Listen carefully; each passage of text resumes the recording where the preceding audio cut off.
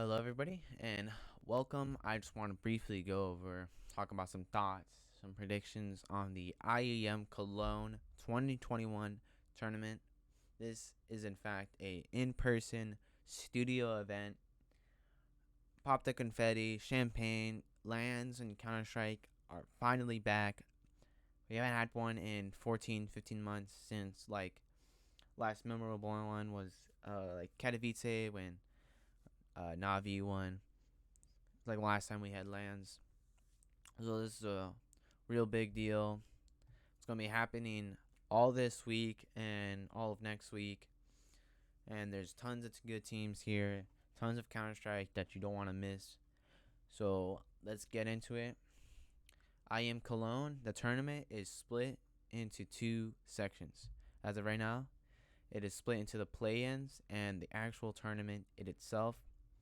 You can see the teams are here that have already qualified for the actual IEM Cologne tournament, but there's still 8 spots left, and this is where the play-ins come into fruition. 8 of these teams that you can see here, full list here, will be making it into IEM Cologne 2021 tournament. Now, to get on the way, you can see the bracket right here. There's some good teams in here, some really good games. This should be a good game. Bad News Bears. It's gonna be good games happening right here. So let's get into it, shall we? NIP versus LDLC. I don't have much to say about that. NIP is just a dominant team. Got likes of Rez and Device on that team. Should be a pretty easy, clean game against a team like LDLC. Bad News Bears versus Mouse Sports. Diehard fan. I love NA. Bad News Bears has come such a long way. They don't have an or anything, but they've come this far. They've moved to Europe just to play in this tournament on LAN.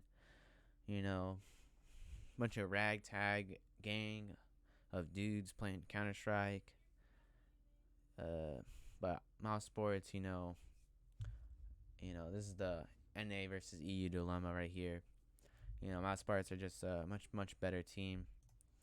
So we should be looking for a Mouse Sports versus an IP matchup, which should be a good, pretty 50-50 good game to watch. Spirit versus MIBR. Spirit, I think they're just much better, highly classed. They're going up against higher teams and almost taking them down. They take maps off of Navi and Gambit, which are like the number one and two team in the world right now. They're just on higher level. Same thing for Renegades and Vitality. I love the Australians, but the Renegades, the Australian scene, they got not as much competition. It's a smaller region. So Vitality just on a class above. So Vitality versus Spirit should be a good game to watch.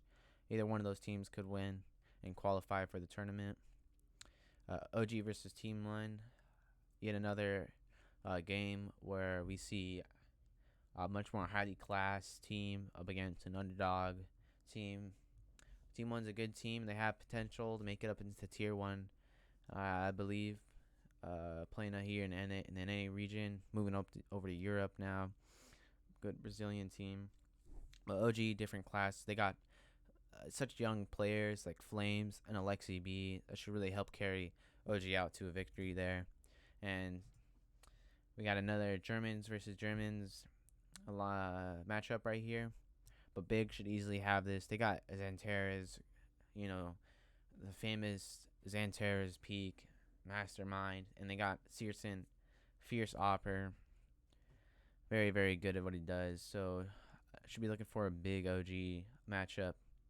And I think my real prediction is that maybe OG will be able to close out an OG versus Big matchup and qualify for IEM Cologne.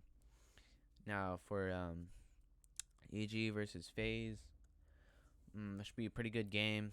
Both of these teams have their struggles recently, and I'm a huge EG fan, huge NA fan. I love the lineup when Tarek was on there and Ethan was still on there. But they got a lot more potential. They're recovering. So is FaZe. FaZe has had tons of roster changes as well. So that should be a pretty good game. Either one of those teams could make it. Either which will be going up against most likely Complexity in this matchup of Vici versus Complexity. They've got Poison. They got Major Winner Rush on that team. JKS, one of the best Australian players ever. So it's going to be a huge brawl. So all those teams I've mentioned, I don't really see much room for upsets from these tier ones. Maybe I really like to see a Bad News Bears upset. It'd be really cool, especially because huge NA fan, obviously. Maybe Renegades, really good. Yeah, I don't see much room for upsets. I think much higher class teams in like Complexity, FaZe, EG, Big, OG, and Vitality, Spirit, Mouse Sports, NIP, all those teams I just listed, I think are just much better. All these teams, the top 8 teams in this, I don't see much room for upsets, as I'm saying. As for the actual tournament, as for the teams that have already qualified, tournament is going to, after the play-ins are done, play-ins finish, they start on Tuesday and finish on Wednesday this week. And then the actual tournament will start on Thursday, July 8th. And some good teams. Though, I've got some of my doubts for like VP and Astralis.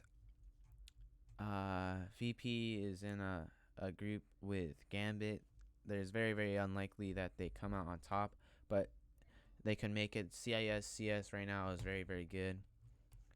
Liquid is probably going to have a very hard time. They're probably going to get knocked to the lower bracket on their group, and they're going to have to make a lower bracket run to make third place maybe, because even if they win their matchup, they're most likely going up against Gambit. Gambit's ranked number 1 right now. Very, very strong team.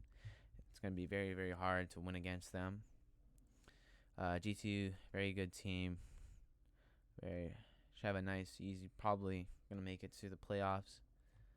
As you see here, the playoffs.